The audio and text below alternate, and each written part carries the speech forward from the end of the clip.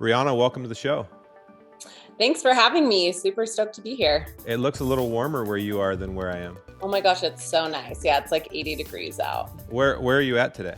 So I am in Texas, in San Antonio, and I just got done with a hunt here with Hannah Barron and a few other people. So shot a turkey, and yeah, now I'm just hanging out in Texas. The TAC is coming up here, so I might just stay here till then. We'll see.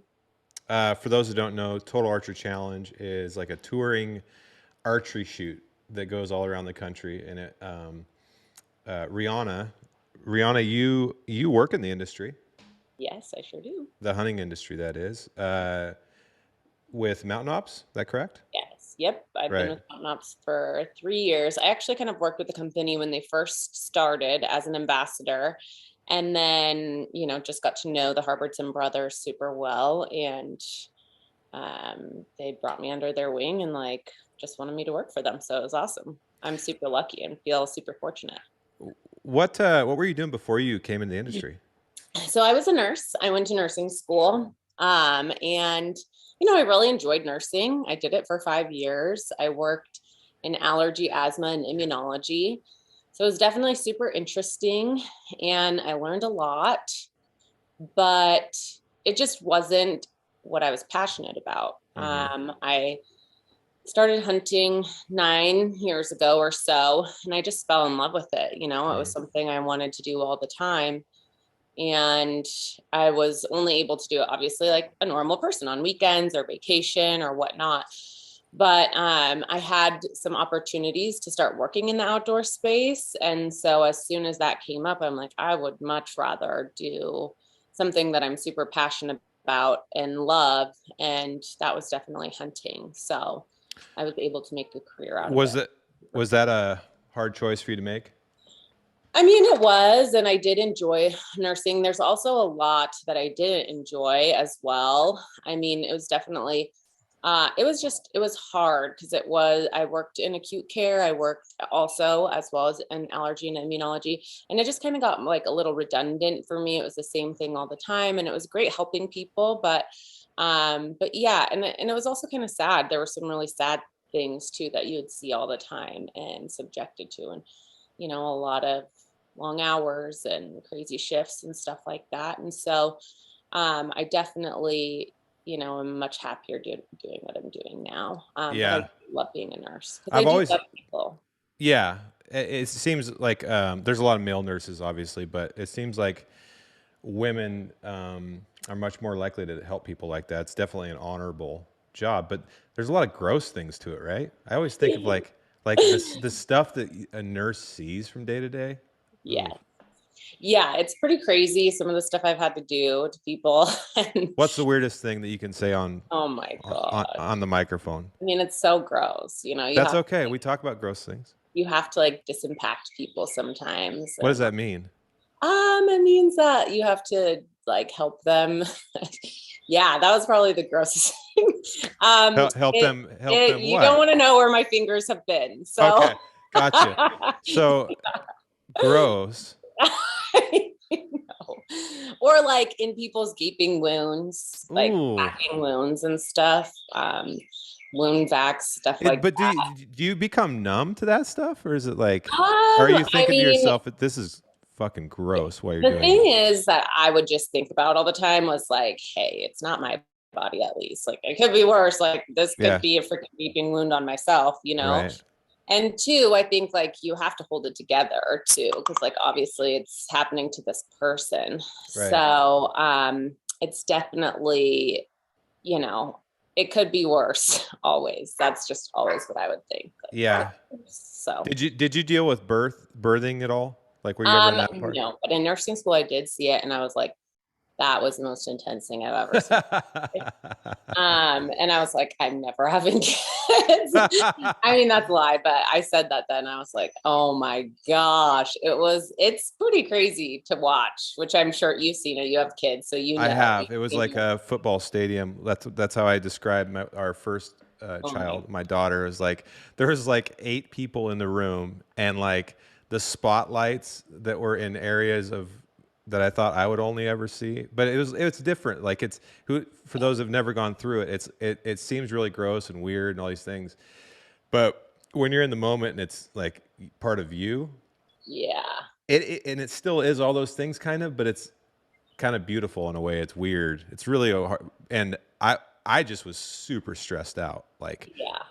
I felt like a really bad dad because I told my wife like I almost passed out. Passed I felt out. like she's I the hear one. that so much. Like a lot of Yeah. husbands say that. They're like, I was the one who almost passed out. I think I'm gonna be like, don't watch. I don't want you to watch. Like just look at me, just like hold my hand and don't watch. Yeah, and that's how we were like in the see my daughter was gosh, it was we were in the hospital. She was in active labor. I want to say it was for like 18 hours or something like that. Oh wow. So, and at first that's what we were like it was pretty private, like quiet. But when it got like she was, in the I guess what they call transition and like the end parts of having a baby, it was like screw it. Anybody can come in. I don't care. Just get this damn thing out of me. And like there, Yeah. like I said, I mean, I just remember all the people. Some of the people that were there, we don't even know anymore. They were our friends at the time, but it was like it's kind of weird. They've like seen that part of my Part of wife. your I know that would be strange. But Yeah. even when we're in there, I'm like, dude, nurses have to go through so much crap and then go home and like try to have a normal life. Doctors too, obviously. Oh yeah. But I've always think it's a pretty respectable thing. How did you get into that? Was that something that you always wanted to do? Yeah, I mean, the medical field was always intriguing to me. Like, I loved helping people. It was actually, I used to, but probably the funnest job I've ever had was I worked at Macys and I was a loss prevention officer, which is like really funny because, You you know, you look like a security guard right now with those glasses on. I'm just trying to play the part for this. No, but I was actually like a secret shopper, is what they would call it. So it was like I would arrest shoplifters, but I would be the one like on the floor watching them. And, I would be the one that would be like, I don't know, just incognito, I guess. And so we did that portion of things where obviously we like caught the people that were stealing, which I have some crazy stories about that, like grandma's stealing, like, Really? oh yeah, like there was this one grandma, she came in and stole like $700 worth of pots and pans, and she just looked like your normal grandma. How did she steal them? Did she stick them in the cart and try to walk out, or what? She went around the corner of the register, grabbed bags, and then stuffed them full of the pots and pans, and they were like really expensive, nice ones. And when we arrested her, she was like, we were like, "Why are you doing this? You're a nurse." Like, well, she's like, "I do it for the thrill of it."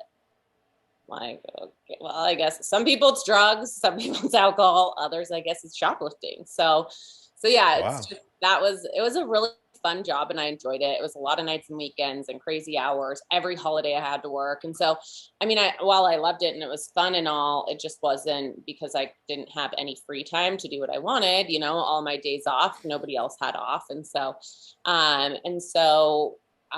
my favorite part of the job was going on the medical calls because obviously when you're in a big store, sometimes there's people that have seizures or Hmm. pass out. There was a guy who actually had a heart attack, Hmm. and we found him unconscious and with like a ton of vomit in his mouth. And my coworker had to like take the vomit out of his mouth, and so it saved his life. And then I had to save somebody's life once, and it was a drug addict who had overdosed in the bathroom. And so yeah, How so did you save his life? You have to give him CPR or something? CPR. I really didn't want to, like, and it was the time when CPR you had to do it mouth to mouth too, so that Hmm. was great. But yeah, I mean, I called 911 obviously, and they're like, you have to if you want to save this guy's life. So I was like, Oh, "Okay." jeez. So how Yeah. long did it take? Um, Not long at all. He was just, I don't know, he just overdosed. And I mean, it didn't take long either for the ambulance and the paramedics to come because we were downtown and it was the worst part of Portland. It happens there all the time. There's always people ODing in that bathroom, which that isn't the store that I normally worked out. I was just filling in for somebody else. So I wasn't usually at that location. And of course, the day that I'm there, somebody freaking ODs in the bathroom, but it's a common thing there. Like a lot of people OD in the bathrooms there. And they That's actually not shocking to me. No. And, I'm sure hopefully there's like more security measures now, like locks on the doors and stuff like that. But yeah, Yeah. I don't even know if that Macy's is even open anymore because it is such a crazy place with all the trade. Rihanna, I don't go to Portland, so I couldn't tell you. The That's only right. time I, Yeah, you're in that yeah, area. I don't, I only go there if I have to go to the airport, or like we have some family that live on the, in one of the suburbs, but Yeah. I avoid it like the plague. In fact, the other day I was driving home from the airport and I took a wrong turn and it took me downtown and I almost had a panic attack. Dang. Yeah, you're like, get me out of here. It's Well, horrible. here's the deal. It's probably a fine city. First of all, I'm not a city person. I don't like cities in general. I have a very low tolerance for it, but Portland has turned into a bit of a trash heap, especially over the last several years. Like it's insane. I don't know if you've been up there in a while, but if you drive from the airport to downtown, the homeless encampments are insane. Like Yeah. if there's an open piece of grass, there's a tent or a trailer or a tarp or a shopping cart or whatever. And there always was that element, but it's gotten 100 times Much worse. Oh worse. my God, it's really, really, really a bad situation. And even the last time I went to Portland, I remember thinking that, which was at least a year ago. I Mhm. don't go back there and spend much time there either. And even Oregon in general as a state, obviously my family's from there, Southern Oregon. Last time I did go, it was cleaned up a little bit more than what it was normally. But, Yeah.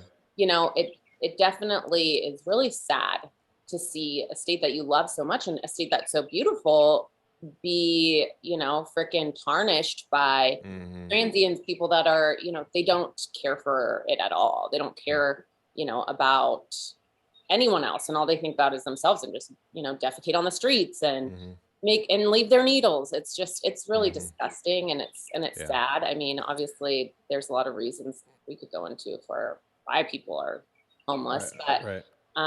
but yeah, it's definitely a very like hard situation for sure. Yeah. Yeah. No. Being an Oregonian, it sucks. Yeah.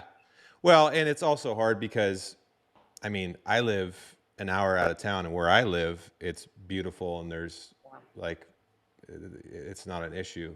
No, it's a Uh, gorgeous state. It's it's beautiful. really a beautiful, diverse state, but it does get tarnished because of the politics and Portland. Oh, But like a lot of states, it's like, you were just in California. I saw it on your Instagram. mm-hmm. I Yep. used to live down there. I lived in Sonoma for several years when Sitka gear was getting up and going, and I love northern. If Northern California, like if you could, like take me back 150 years, that's definitely where I would have Oh, gone. It's for sure. so awesome. Like it really is pretty, and it's got all the things. But because of certain places in California, the whole state gets a bad reputation. But Oh, for sure. it is what it is. I don't mind living. I grew up here just like you. I moved away for 11 years. And now that I'm back, I can kind of separate it out. Like I don't agree with a lot of the politics and stuff. But like I said, we live in farm country and I love our community and I still do love the state. I guess I'm going to try to dig my heels in and not just Tough it out. not just hand it over. Yeah. But I also love other states. So yeah. Yeah. But Well, it's the rural areas that like are unchanged by it, right? I mhm. mean, even Southern Oregon, I feel like it is um, obviously different than like the Eugene and the Portland, and so maybe not Ashland, maybe that's exempt from it, but but I feel like the rural areas is like there's a lot more of the same kind of Yeah. like-minded small town Yeah, mindset. the people that I live around just want to live their life free. They want to raise their family. They want to earn their living, and they don't really want people telling them what to do. Well, it's crazy too to see like Oregon, that whole area was like the promised land. Like that's Yeah, where everyone was trying to go. All of the immigrants that came to our country, it's like it's definitely one of the most beautiful places. And you look at it now and it's like it's just kind of it's it's definitely hard. it's definitely tarnished. So Yeah. when you were nursing and you got this opportunity, or you started to get opportunities to kind of, because hunting became your passion, but before hunting, were you kind of an outdoorsy person? Yeah, I mean, I loved camping. My family and I would always go and like pick mushrooms and stuff like that up Oh, in, nice. because obviously Southern Oregon, up Yeah. Lake of the Woods and stuff, morels are huge there. So we'd always go Yeah. camp. We'd do that kind of stuff. We'd go to Lake Shasta every year, go skiing. I enjoyed snowboarding. I enjoyed outdoor things. And so it was always something that I loved, but it wasn't a part of my childhood. Like we didn't hunt, we'd fish. I'd go fishing with my grandpa and I loved fishing. But yeah, he'd never hunted. And that's really who my mentor was my grandfather. So I did a lot of sports like track and field, cross country, stuff like that. I was in pageants, like singing, that kind of stuff. Pageants? I did pageants when I was like a little girl. But Nice. yeah, I did that kind of stuff. And then I guess it was around, I was like 22, 23 maybe, when I met somebody who was a hunter. It's actually my ex-husband, but he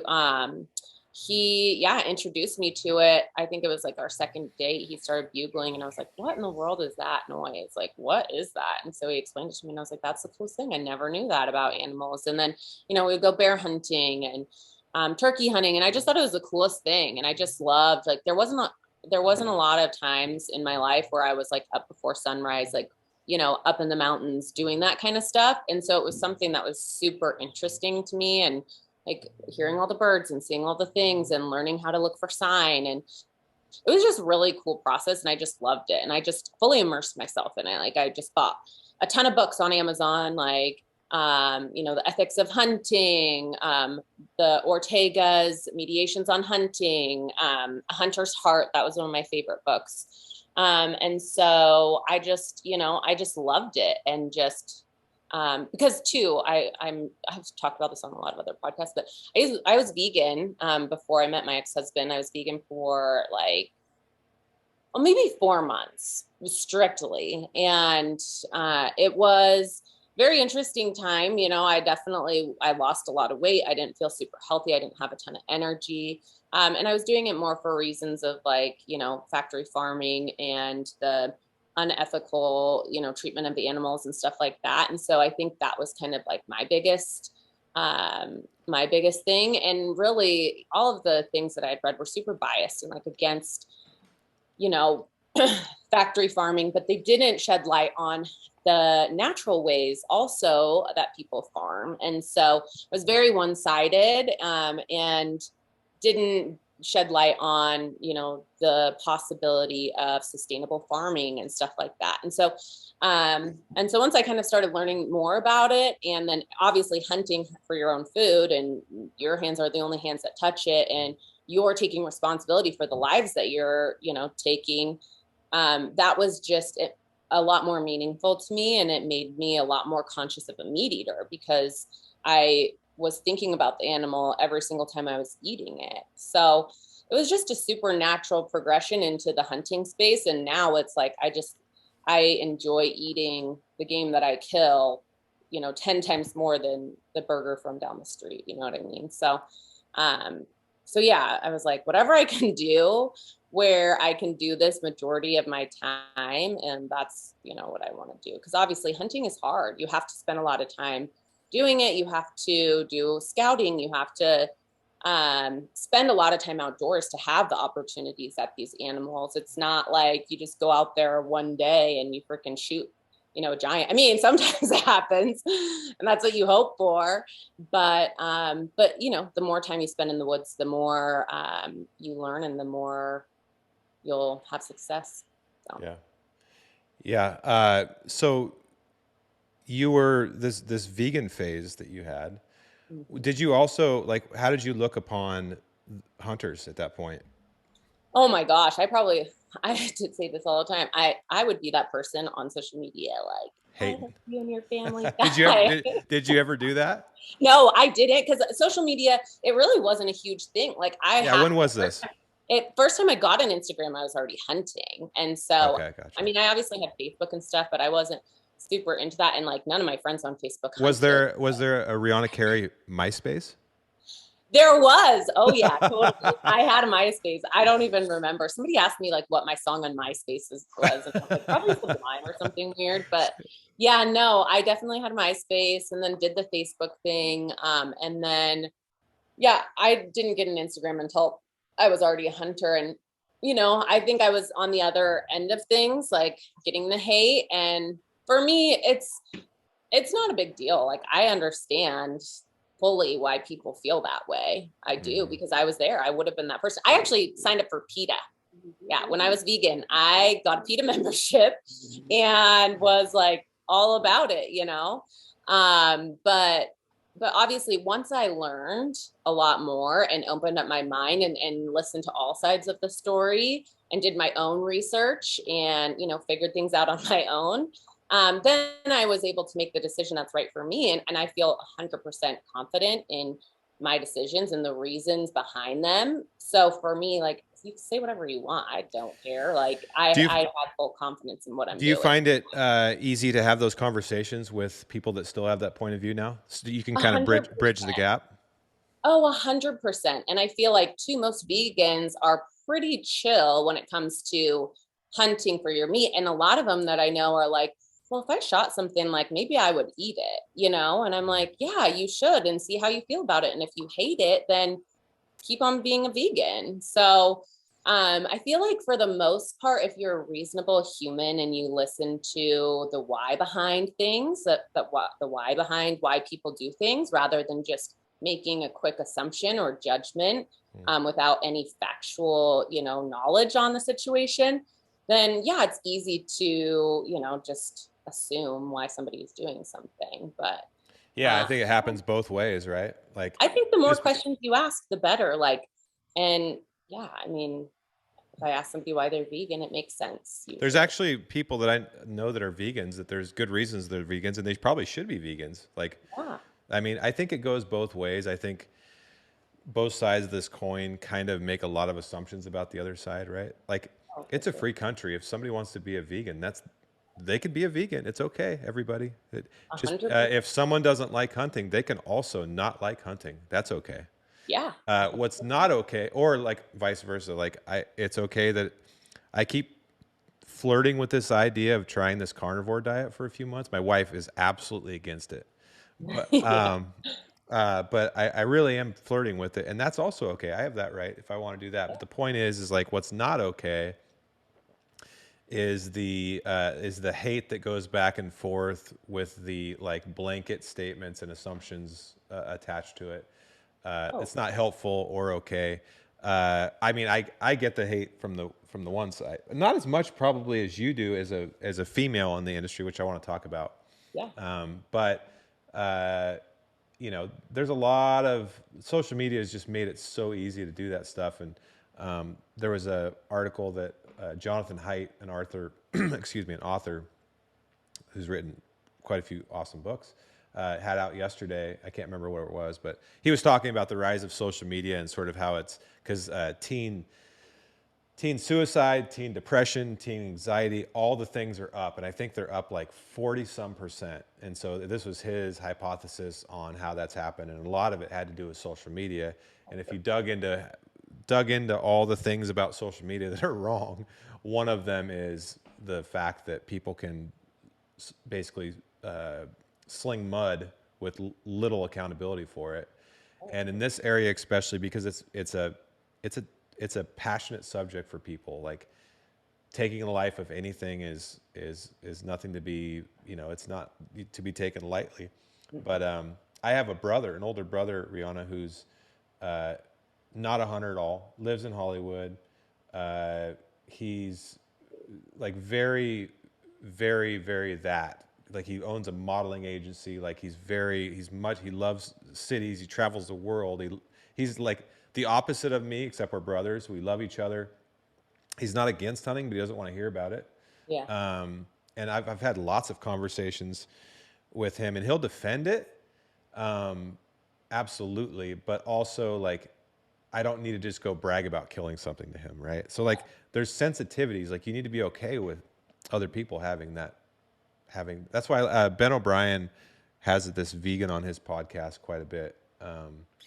And I was talking to Ben about it. And I think that's really good. It's like to have these open discussions. Oh, for sure. And I think too, for me, like instead of bragging about killing something or whatever, it's like, hey, like, come over. I'd love to cook some of this meat for you and you can try it and see, I think that's like a really great introduction to it. Like, I love sharing wild game with other people who wouldn't normally eat it and cooking it in a way where it's like so amazing because, over so many years, it's like, there's a recipe for every cut of meat that you have, right? So I think that's a great way to introduce and like bring everyone together, because what better way than food, right? So When you made the decision to like leave an industry that's most people would call it like a safe career path, right? Like pretty secure, like you make good money as a nurse.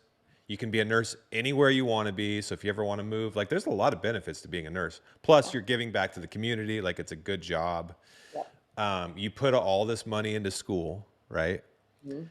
What was the tipping point for you to make the decision that you wanted to kind of blaze a new path? I think just chasing your passion of what it is that you love has always been, something that's important to me. And so I want to do, you know, whatever it is that I'm going to do for the rest of my life with passion, right? And so I was kind of losing that flame with nursing. So like I said, it was getting very redundant. I was getting super kind of like honestly just tired of it. And so it was just a really easy transition. And two, I 100% feel like God has a plan for everyone. And like I think with the opportunity that I had to come and work for Mtn Ops, it was 100% like his hand in it. And so it was like at this point where there was like a lot of spiritual things going on in my life. And especially even finding God, because I wasn't raised like, with him in mind, or going to church or anything like that. So I kind of found my own path. But obviously, the path was very like obvious of what I needed to do. And so I don't know, I just trusted in that. And I know now 100% that I made the But right. you were still scared, right? I don't know. I don't think so. I was excited, honestly. I was like, I mean, obviously there are things that you're scared of and whatever, but I think for the most part, like I was born and raised in Oregon, lived there my whole life. I was 30 when I took the job with Mtn Ops. I'd just gotten a divorce. Like, so it was kind of an exciting time in my life, a lot of transitions. And it was like something that I was like so sure that I was, making the right choice. And if I wasn't, you know what, like it is what it is. I'm the kind of person where it's like, I'm not scared to do a lot of things. And the only thing I'm scared of is not to do them, and not to, take the chances when they're laid out, because you never know. Like, I don't want to live just a, Do you think ordinary that has life. something to do with you working in the medical field where you literally saw people dying? Did that hit you? Um, Gosh, I don't really know what it is. I think it was honestly like I'd never been so empowered to in my own capabilities, honestly, until I started hunting. Because and it's crazy to say, but I feel like it really shaped me into an independent like woman that had a lot of confidence. Because for me growing up and whatever, it's like the normal progression. And I feel like I was very like, I don't know, pretty like weak minded, honestly. I didn't have a lot of guidance and a lot of I don't know, a lot of confidence in who I was in my early 20s.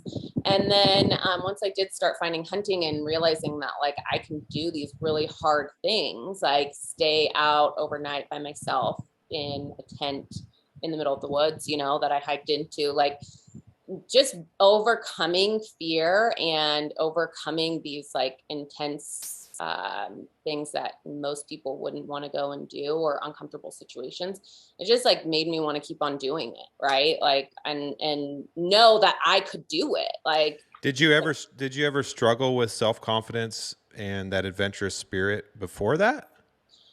yeah, for sure. I mean, I think in your like teens and early 20s, everyone has confidence issues, like, or maybe not everyone, but I think too, like, you're still just finding out who you are. It's a lot of mistakes that you make. And, I don't know. I think definitely, in your younger years, there's also too a lot of like voices, right? There's a lot of friends that you've had from high school, and maybe they're not the best people to be with, but you've known them for so long. And just realizing that like you are the person that controls everything in your life, and you don't have to put up with people that are draining from your happiness or whatever. And so I think kind of learning that as you progress in age and stuff, it's something that's cool. And I feel like hunting really like helped boost my confidence, because there were so many things that I did that that like killing an elk by myself, how many people told me that they didn't believe me that I shot it with a rifle, or that,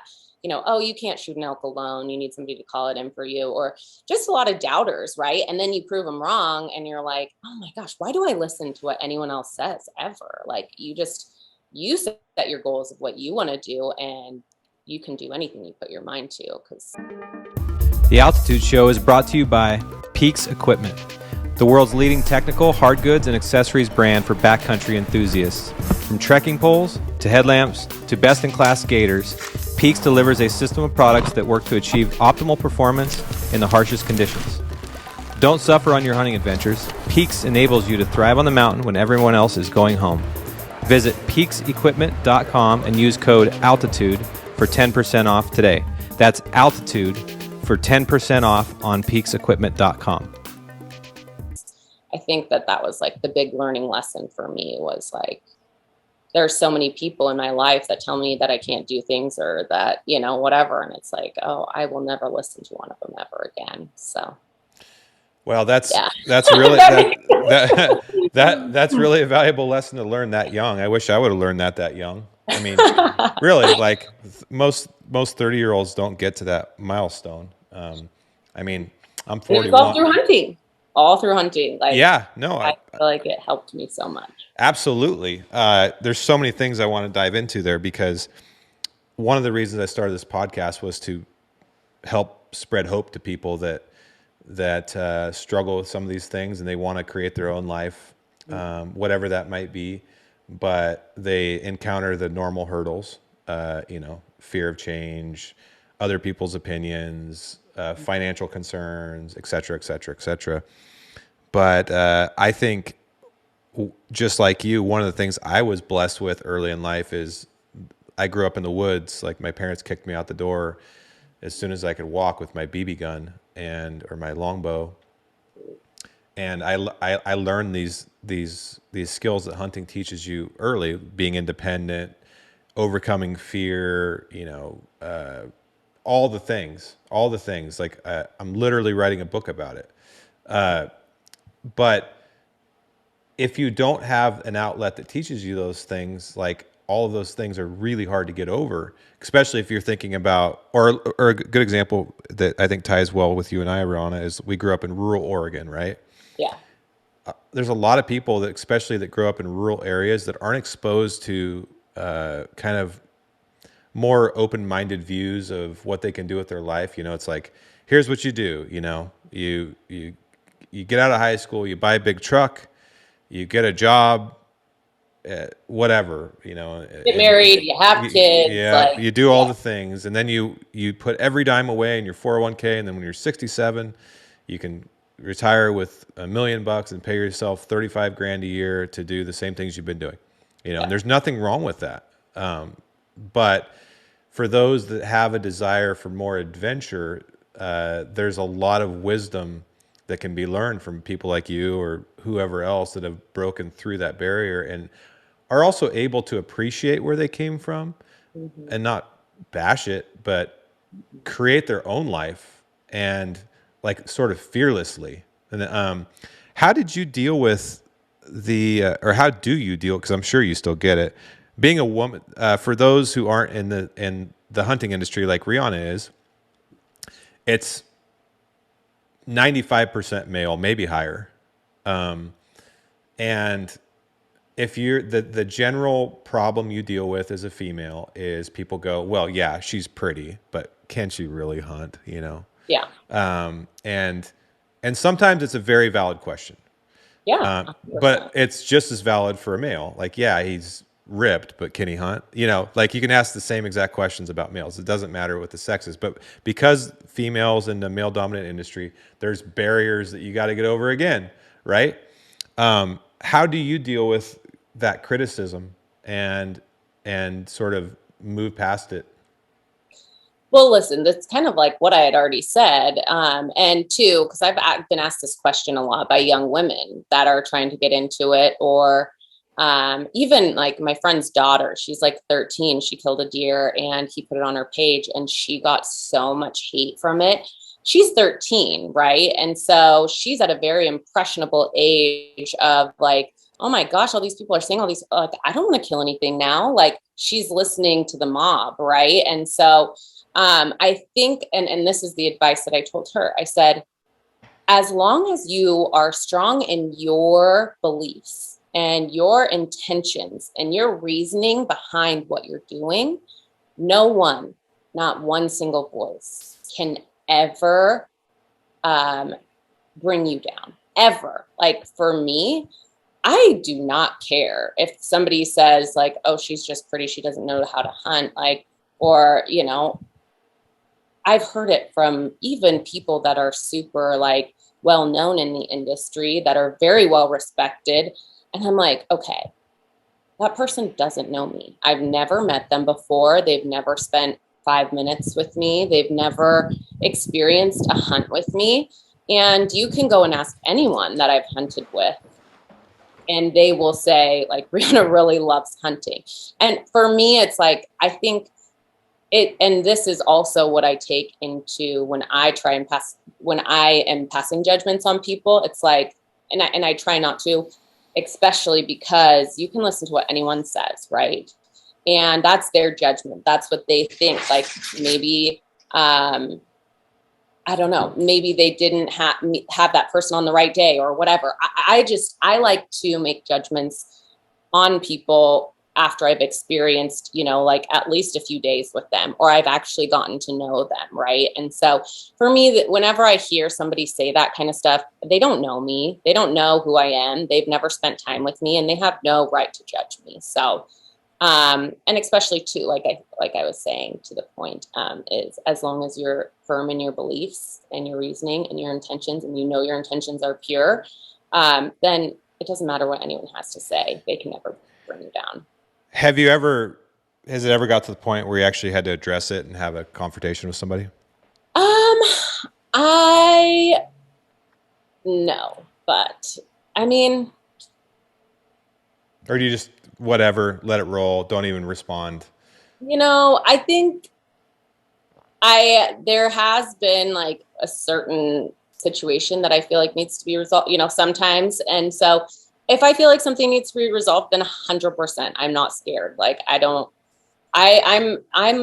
open-minded. Like help me change your opinion, you know, like I'm sorry if maybe I met you on an off day or something, or, you know, whatever. Like I'm very, I'll take accountability. And, you know, if there's, I don't know too, like so many people talk and say things that aren't even true. So, I don't know. I feel like I luckily I haven't had very many situations, honestly, where I've had to do that. I think for the most part, like everyone in the industry knows each other pretty well. They talk to each other, and it's like you or me, you know, we've known each other for how many years? Like 6 years now. If anyone ever asked me about you, I'd be like, he's amazing, you know, because we know each other. But and there's enough people like that it's like I don't feel like that many people talk bad about others, and if they do, they're weeded out really fast. And it's like, oh, of course that person would say that because they say stuff about 20 other people too, you know. It's not just me they're talking bad about. They're talking bad about everyone, and especially the people that are successful.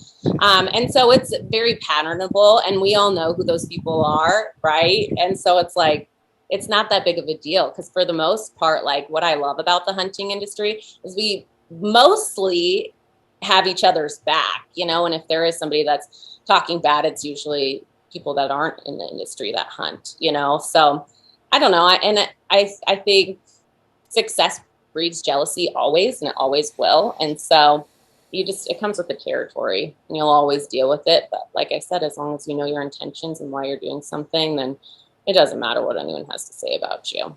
Yeah, and it's funny. It spans industries, is what I've learned because now I'm involved in several industries, Mm-hmm. and Real estate. Yeah. it's all the same. It's all the Yeah. same. It's all. I mean, it's totally predictable. If it's just there's a mix of personality types out there. Have you ever taken like Myers Briggs or any of these personality tests? Yes. Yes. Uh, I am an EN 19 or something like that. I don't know. I have it written down, but uh, did you find it help? I found it to be one of the most helpful things I've ever done just to deal with life because you're going to deal with narcissists, you're going to deal with liars, really organized people, not organized people, really yeah. fun people, really not fun people. And it turns out you got to learn how to deal with all of them. Yeah. So you can either choose just to only work with the people that you super vibe with, but you won't get very far in the business world, that's for sure. Like if you have a team, I mean, um, And so everyone has their own like strengths and attributes, every single one of them, right? And so you have to, yeah, definitely pick and choose. And I am 80% extroverted, right? Like, so that is 100% I feel like me because I can talk to anyone and I love people. I love people. I love getting to know people. And so for the most part, usually I feel like I'm pretty warming and welcoming, and you know, I no, you're won't. very positive. One of the things I appreciate about you is you're a very positive, confident person. And I think that's infectious. Yeah, It breeds more confidence and positivity around you. And I think, well, the world in general needs that, but definitely we all have small circles that need it. Like, I think it's really, really helpful for people. And that's one of the reasons I wanted to talk to you. Another thing that you're really positive, you have a positive influence on people is with health and fitness and diet and stuff like that, which I want to talk to you about. What's your routine from an exercise perspective? I'm personally struggling with this right now. I go through the most phases. yeah. So everybody I talk to right now, I'm trying to figure out what they do and I'm trying to take inspiration. Inspire me. Inspire me. Tell me your Gosh. routine. So, well, it definitely varies as well. We're on the road a lot. I'm on the road a lot. I haven't been home, I feel like, in the past like 3 or 4 months, you know. So, for me, it's all about gosh, I don't know, routine, I guess, even though I'm like the most unroutine person.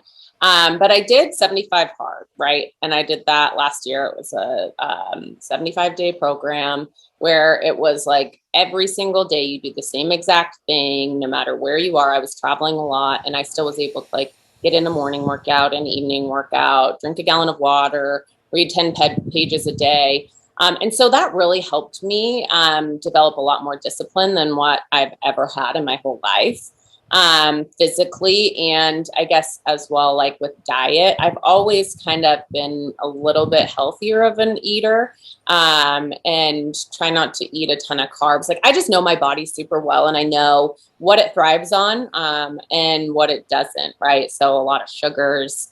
I try and stay away from processed foods. I don't like. I'll eat like a lot of rice and wild game meat and veggies, stuff like that. I do a lot of protein shakes. So obviously I work for Mtn Ops. So we have meal replacement, our ammo, that I'll take sometimes in the mornings. And then in the evenings, I'll do like a peanut butter smoothie shake with peanuts and almond milk. And it's so good. I just have always really tried to find ways and find foods that I love to eat that aren't like cake or cupcakes or, I love Lily's chocolate and it doesn't have any sugar in it. It's sweet. Finding all of those things, especially with health food exploding right now, there's so many options that still taste amazing and make you think you're eating cake, but you're really not. So it's finding those recipes and those things where I do feel like, How do you do that though? How do you eat healthy when you're traveling so much? That's when I travel, I try hard to. And the super hardcore people that I know will like go to the store and then go to the grocery store. take their stuff back to the hotel. I That's usually am too really lazy what to I do that. That's what I do. So I will go to the grocery store rather than, and luckily the people that I travel with and surround myself with usually are on the same page as me. Like I do a lot with Amanda and I do a lot with, Yeah. other women. And so women usually typically are more healthy. Whereas like if I was with a bunch of dudes, it's like, oh, let's go to Wendy's and like get food. I'm like, I'm going to go walk. I'm going to get out of the car, walk across the street to the grocery store while you guys go through the drive-through and I'll meet you there, or like come and pick me up on the way. I'll get like a rotisserie chicken. I love chicken and I'll get like some good barbecue sauce, sugar-free barbecue sauce or whatever. I love the primal stuff. And so I'll go and get like huge chicken and I'll just like eat that. I eat a lot of cheese, a lot of salami, stuff like that, meat. Like I am a meat eater, carnivore for sure. I mean, I obviously don't do the carnivore because I do all. Have you ever thought about trying that diet? I have, but for me, like I like explosive workouts. I like running. I like a lot of those kinds of things. And so for me, I already know I've done keto and I could not do any like high intensity workouts, which is what I love.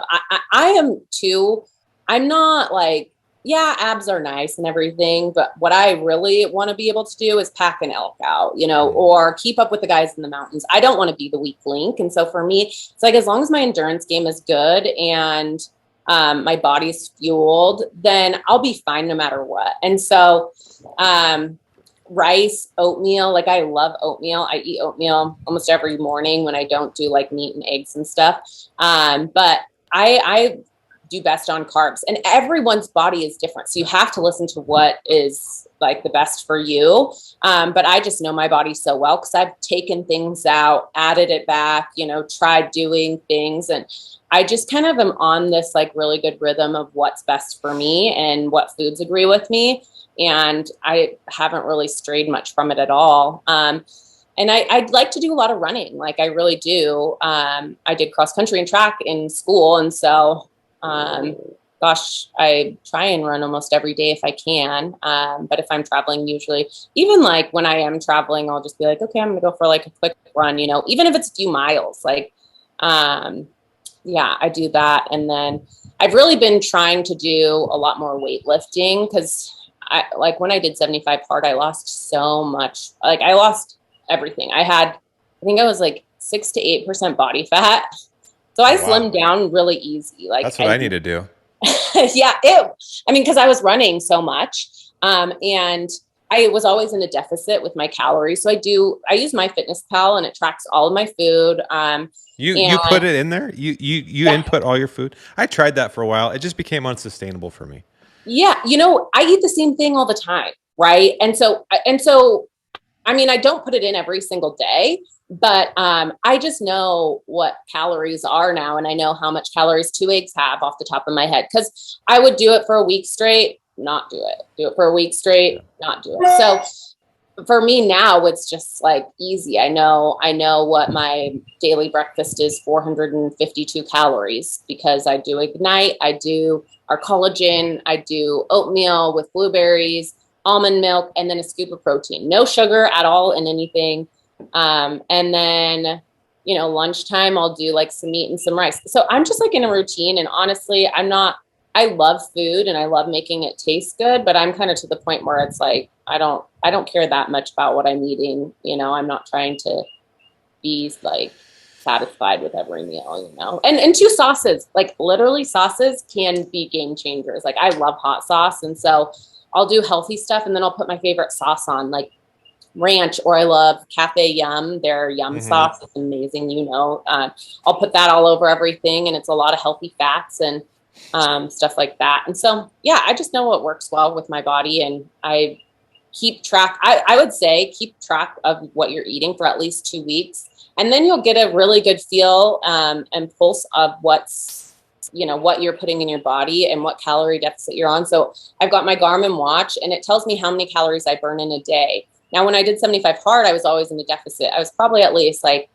500 to 600 calories in deficit because I was burning like 1,000 calories a day sometimes, running and lifting.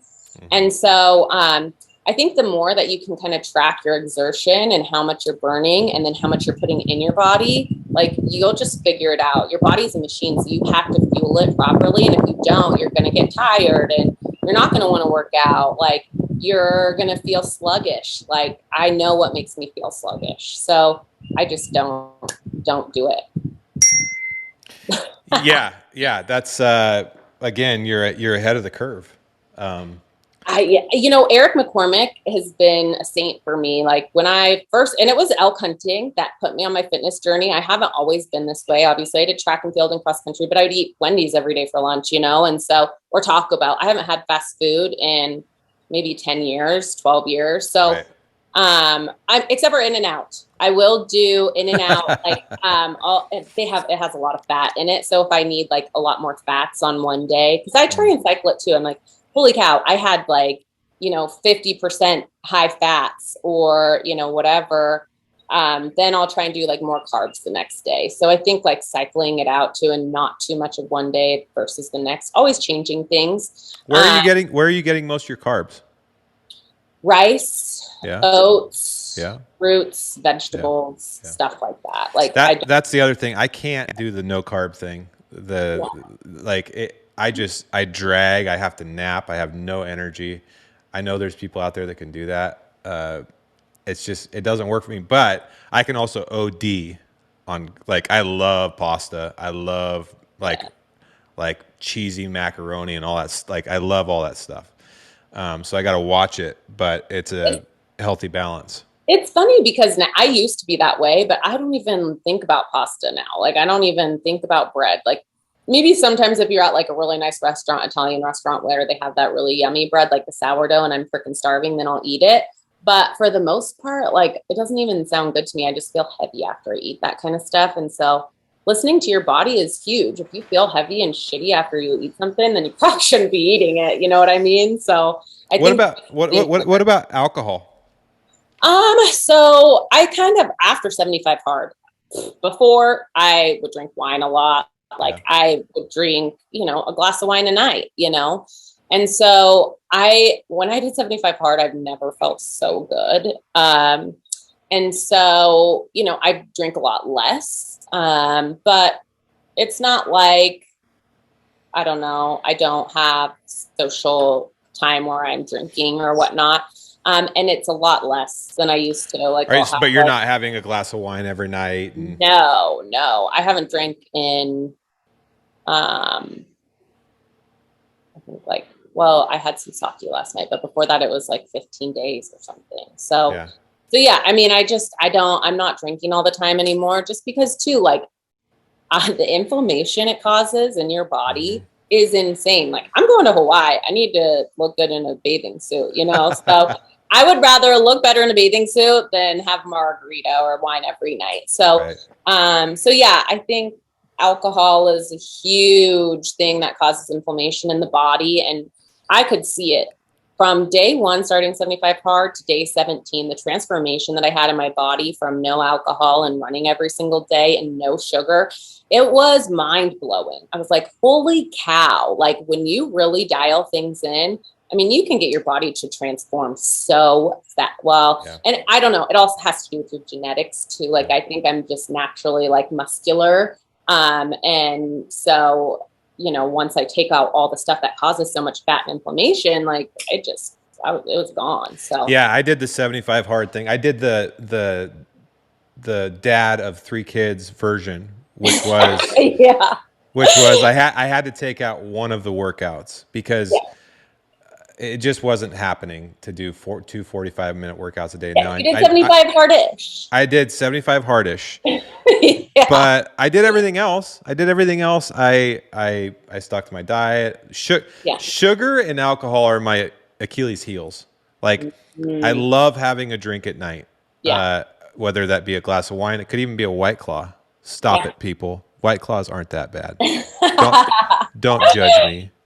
But I also love a heavy beer, like, a big fan of Scotch ales and even stouts. But what happens when you're 41 like me is, if you do that, you got this big donut around your waist, and like, you got the dad bod, right? And the alcohol. It is. But the funny thing is like, I don't know why I have to learn this so many times in my life. I've quit drinking and I'm not a drunk. Like I can't remember the last time. It's been years since I've been drunk, but I like having a couple drinks, especially socially. Oh, for But sure. there's been 3 times in my life where I've quit drinking completely for a long period of time. One time I did it for a year, didn't have one drop of alcohol for a year, and I've never felt better. And I'm like, why do I do it at all again? Somebody remind me, like, why? I This is know. it, you like realize it's just a habit. Like you don't really need it. I had just as much fun socially without it. Like I didn't. It didn't. It wasn't. It becomes this like mirage. Yeah. You think you need it, anyways. But then I'll start doing it again. Then it turns into like I'll have a drink every night. And sometimes I stress. If I'm really stressed out, it does feel good to go out and have a couple glasses of wine and just kind of relieve it. I definitely know about that, the stress thing, which Yeah, I find running or working out now to be a stress reliever for me. So I think as you kind of like develop into these other, areas of your life and work on those, then you find balance in all the other parts. Because so especially with drinking and stuff, like I don't know. Because my body's I drink so much water in the day, like I take so many electrolytes and supplements, like I feel super healthy already. And then if I do decide to have a drink or whatever, then I don't feel super horrible anyways, because you're I'm already already on such a, yeah. good level of where I'm at, which of course I fall off too, like during the show season, Right. traveling wild sheep or whatever, you're eating the food that's there provided. Yeah. And sometimes I'll bring my own food, but not always. So, or I'll just like do 2 servings of meat and I won't do the pasta or whatever. So there's always ways, or even eating out at restaurants, like get a chicken breast, get a burger, like a burger lettuce wrapped is Yeah. freaking amazing. And Yeah. then get the veggies with it. And that fills me up. Or you could even do the fries, too. And then you're not having that fun. Because I think really where it comes from is the bread. But yeah, no, I mean, I think it's all about too, like whatever's best for you. I don't have kids. I don't have kids. So for me, this kind of stuff is a lot easier. And, I want a family and I want stuff. I want all of that.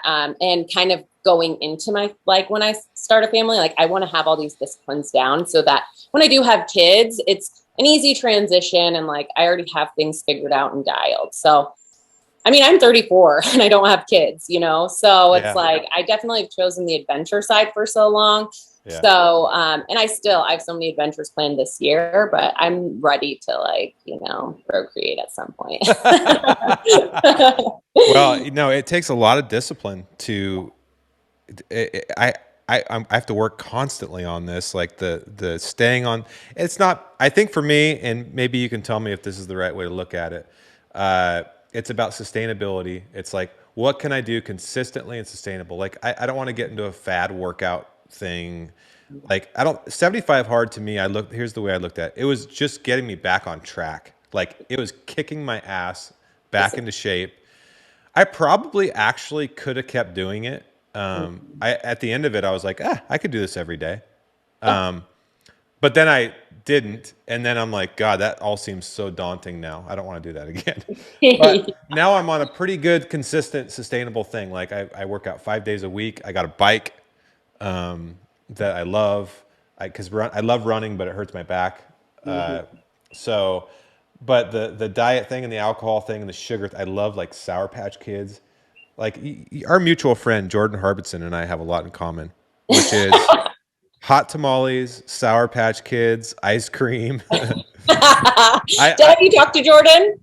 He's coming on the show in a couple days. Oh, nice. I love him so much. But I have a sweet tooth is the point.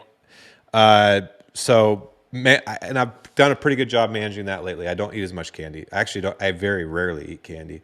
Yeah. But man, when you get 41 and you're on the dude side, you got to work really hard to keep the dad bod in check. Let me tell you what. All you 30-year-olds out there that are still shredded and like drinking IPAs every night, get ready, buddy. Lucky. You better drink 2 for when you start to get older. When you hit like 38, 39, 40, it changed. Like I gained I'm like 10 pounds maybe. Like if I don't like actually really watch it, it's really easy for me to gain 10 pounds just like that. When in my 30s, no way. I was skinny all the time. you know? Dang, yeah. See, I've never had that problem. I could look at cake and gain weight even when I was young. So it's like that's why I am so strict. Because I like my whole life I've had to watch what I do. Because if I don't, then blow up.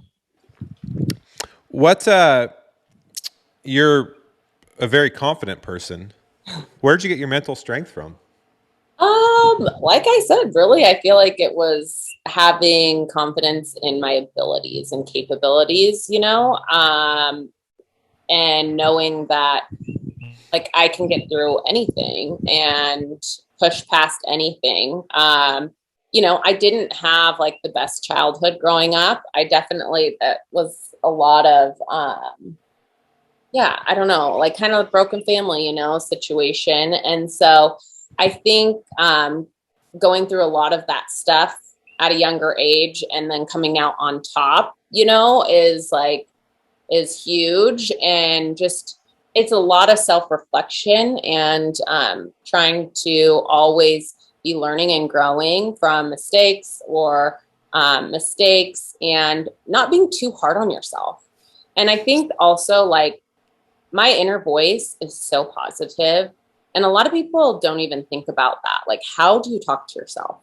What does Rihana say to herself when, something bad happens? Or, like not everything in the day is going according to plan. Or like, gosh, I had the day from hell the other day and it was like everything was going wrong.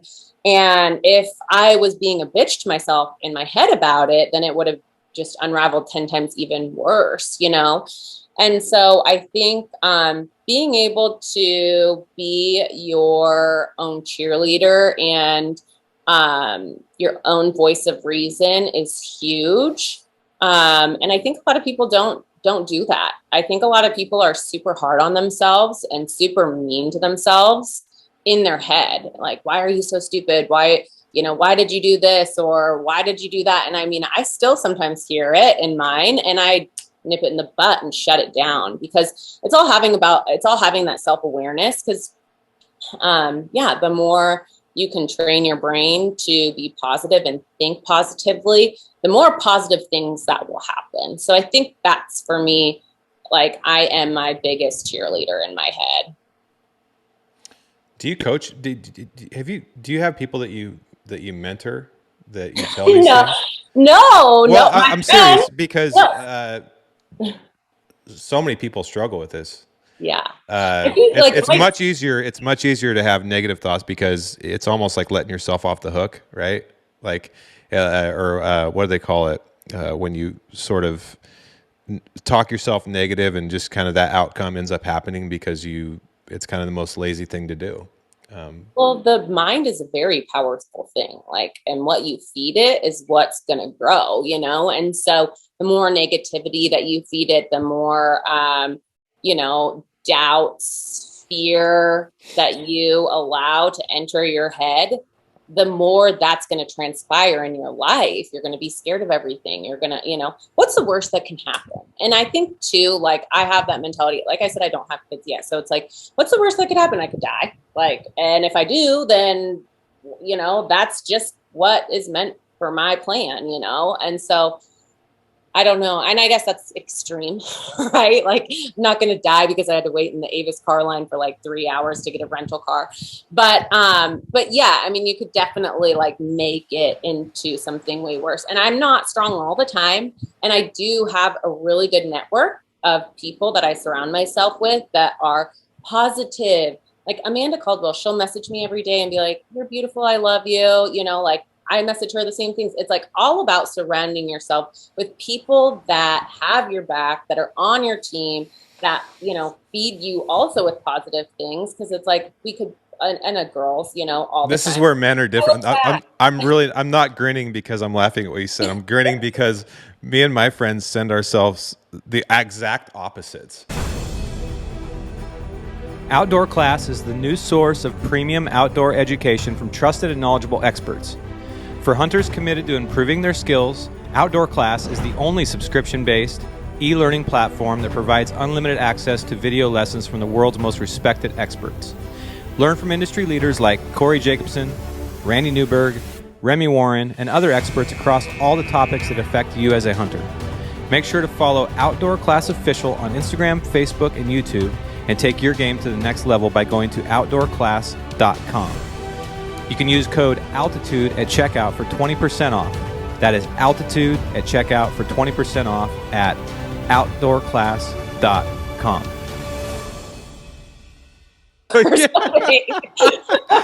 Dude, it's my best friend Aaron. We literally tell each other the meanest things we can.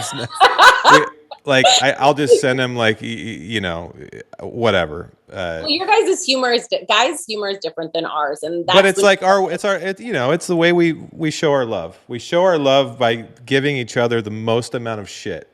Well, let's be honest, because when Amanda and I are together, we give each other a lot of shit too.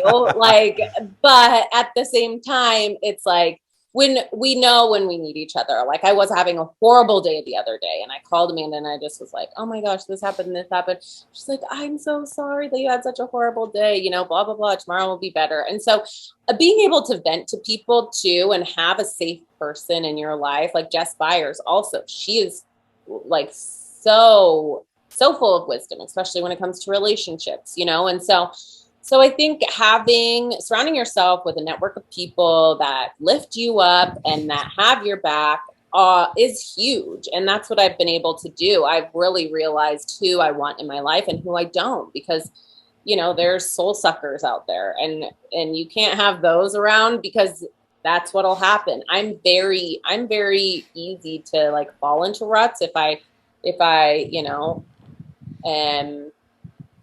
I don't know. I'm very willing to work on myself. And so if somebody's like telling me all of these negative things about me, then I'm going to be like, oh my gosh, yeah, I'm a horrible person. Like I need to do better at all of these things, So it's just easy to fall into that trap. But when you have people that are like, you know what, we're human. Like all of us are human. We're all going to make mistakes. It's going to be okay. No matter what, like you're fine. If that's what you need, is that kind of like positivity. You need to be able to move past the mistakes, learn from them 100%, regret things, and be upset with it for an amount of time, but too long is not healthy. So yeah, just trying to, I don't know, have a balance. And like I said, I am lucky. I don't have kids. There's a lot of people that like, once you bring that kind of stuff into it, it makes it a lot harder and more difficult. So yeah, I'm able to like, just kind of work on myself as much as I can. So, yeah. How do you balance? Sorry, I have to sneeze real quick. It's been coming for a while. One of the things that drives me crazy sometimes is when it's inauthenticity in the regard of like, there's a lot of women in the industry that are trying so hard to be influencers that as opposed to just being who they are. Yeah. Actually, there's a lot of men too. This is not sex driven. It's literally, and I want to talk to you about that because your role at Mtn Ops is it's in marketing, but really you're managing a bunch of relationships. You're going out and you're doing things with people. To those listening out there that have these dreams of being an influencer and making millions of dollars in the industry and like, being movie stars and all these hunting movies and all these things, right? And I'm obviously being sarcastic. Yes. What advice do you have to them for their dreams and aspirations? Yeah, I think being authentic and knowing your intentions behind everything you do is so important. Like I did say, why are you killing this animal? Are you doing it because you want to post a picture about it on social media and people know? For me, that's never been the case. Like I've always, loved the process, and I could post 10 times more. I have so many cool things on my phone and pictures and videos and stuff like that I don't share too. Like, because sometimes it's intimate. Like it took me a long time to want to share my elk that I shot, because it was intimate to me and it was something that, I accomplished and I didn't want anyone to try and take away from that. But I think too, like I'm very fortunate that I don't have to do hunting for a living. Like I get a paycheck from Mtn Ops. I get paid by a company, like, but not to be an influencer. I do a lot of things for the company, all the ambassadors, contracts, like stuff like I actually have a job. And so luckily I don't have to worry about like sponsors and like getting paid a bunch of money by all these companies and a TV show. Like that's where it takes the fun out of hunting for me. Honestly, having a cameraman with me, I'm like, every stick, shut up. Like, it is not fun. It's not glamorous. Like I've tried it. I've had people go with me. I've had, that kind of stuff. And it is fun to capture on film, but like at the same time, it's not as fun as it seems. It almost sucks the fun out of hunting when you have to be filming the whole time and on your phone. And like for a lot of these hunts that I do with Mtn Ops, I do need to be posting about it and talking about it and filming. So even sometimes that gets a little old. Like there's been hunts where I went on and Casey's like, Bree, don't freaking take your phone out on this hunt, please. Like, do not take pictures, do not take videos, do not do anything, Casey's been just the most amazing. So yeah. So yeah, I feel like luckily I'm in a very good position. I guess to answer your question, for people who are wanting that kind of thing, make sure that, you, I don't know, are doing it for the right reasons. Because if you're not, even if you do try and become an influencer, like you're not going to be looked at in a good light if you're not doing it because you truly love it. Right. So, and you're not going to get rich. No, oh gosh, no, you're definitely not. You might get rich with experiences. Yes, enriched life for sure. But there's like very few people that do that actually make good what I would, a lot of money doing it. No, I just think there's a huge spike in that right now, and it's fine. I mean, I think there's a lot of hungry young people out there that want to make a living doing this. Mm-hmm. It's just when it comes off the wrong way, you're just going to get hammered on. And that's in any industry, right? But to your point, if you're doing it for the right reasons, it won't matter to you.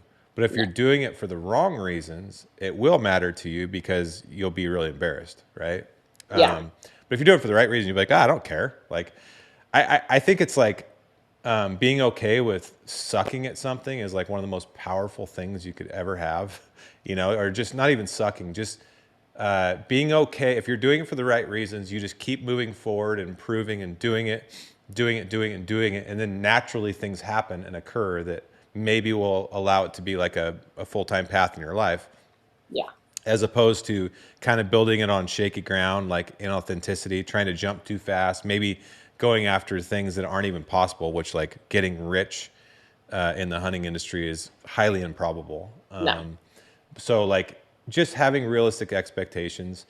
And also like most of the people you follow that are in that industry that you think are just hunting all the time and doing all these things, they do hunt a lot.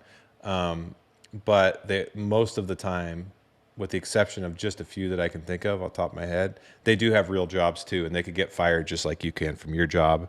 They could, there's all the same things can happen. So, it's just glamorous as people think either. Honestly, like living out of a suitcase all the time, traveling, being tired. I mean, it's a lot of early mornings. It's a lot of really late nights. Not getting into bed until 12 o'clock in the morning sometimes, and so then getting up at 5 o'clock. Like it's a lot of. It's not for everyone, that's for sure, because it is very difficult and a hard schedule, and traveling all the time isn't glamorous either. I drove from Salt Lake to Texas just last week, 2 weeks last week, and did it in a whole sitting. So it's like, there's a lot of negatives to it too that people don't see. I'm not like on there showing all of everything that I'm doing, right? And so I think there's also a lot of drawbacks. It's a job. Yeah, it's a job. It is. All jobs have good and bad, right? So you mentioned religion, and it's something that is fairly new for you. Yeah, I mean, I never was like raised Christian or reading the Bible or going to church or anything like that. And I think kind of the more time you spend outdoors and the more time that you have some like really like spiritual experiences in the outdoors, the more you start to believe. And I've had those, you know, and so, and praying and all that sort of thing, you know, it sometimes it happens what you pray for, right? And so it's like you can't discount you know, God and his hand in things. And like I'd said too, with Mtn Ops, the position and being brought on by them, like it was meant to be. So yeah, I think definitely there's a lot of, you know, that in my life now, and there never has been before. So. Well, that's good. Yeah. Yeah. Like I have a Bible now and stuff like that. Wow. I don't read it all, but I mean, sometimes I do. Yeah. So. How can people, what do you want people to follow? Where can people find out more about you and the cool things you're doing? Yeah, I mean, I just do stuff on Instagram, really. Yeah. You're not on the TikTok yet? No. I think I have a TikTok, but Are you holding out?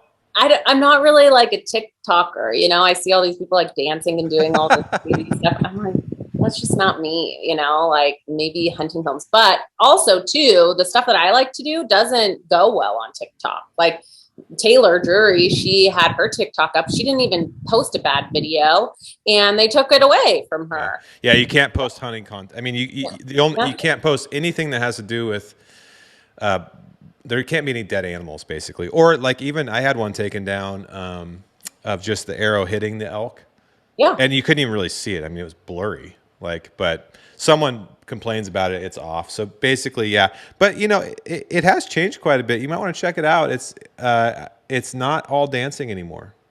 Oh, really? No. Maybe I actually find that the feed more interesting than Instagram, to be honest with you. I get more value out of it because my algorithm is now tailored for I follow comedians, entrepreneurs, a few hunters, and a bunch of musicians and songwriters. And I don't know, it's Instagram. You know how when you scroll through Instagram, sometimes it just makes you feel like shit? Yeah. Oh, yeah, for sure. Like it's not a good feeling. I try to limit my time on there. Yeah, like I don't like it. I can actually get on TikTok for 15 minutes, laugh, learn something, and you know, listen to a cool song that someone just wrote on the spot, for example. Yeah. It actually doesn't make me feel like shit like Instagram does, which is weird. I'm not condoning people spend all day on TikTok because it is really addicting. But I actually do think it's changed a lot, and I actually find it more valuable than Instagram. So anyways. Well, you have a TikTok, and I don't know. Yeah. You should, let that deck where you're sitting right now. You should do a dance there on the TikTok today. Yeah, I'm not a dancer. Honestly, people would probably unfollow me if they saw me. They're like, no, get this lady off my feed. Well, I appreciate you coming on the show, Rihana. Oh, no, thanks for having me. We'll have to do this again, and maybe someday we can do a hunt. I know. Let's do it. I mean, Oregon, you know, it's the place to be, except for all of the changes that happened this year. I'm not going to be able to go and hunt my spot.